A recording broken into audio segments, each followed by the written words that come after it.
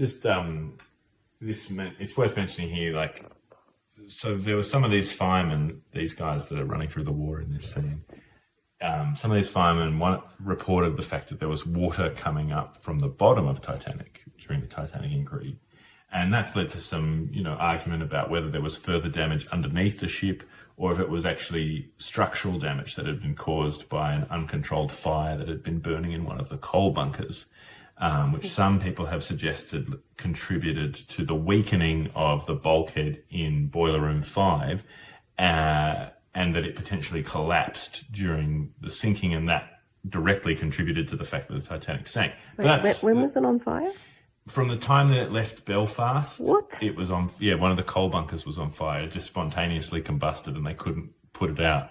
And apparently, they put it out a day before the sinking. But still, there's this argument that it, caused a lot of damage to the superstructure of the ship. Anyway, all of that aside for a moment, every time I steam vegetables, when you put like a colander into like a heavy saucepan, like a double boiler, if you will. And when you put the colander in, sometimes you put too much water and the water all comes up through the holes there. So every time that happens, I think about the fact that Thomas Andrews, who was the designer of Titanic, he wanted the ship to have a double hull. That's basically like the skin or the outside of the ship. He wanted that to be twice as thick. So he wanted a double hull. And if he'd got that wish, then this entire disaster probably would have been avoided. And I think about that every time that water's coming up through those holes.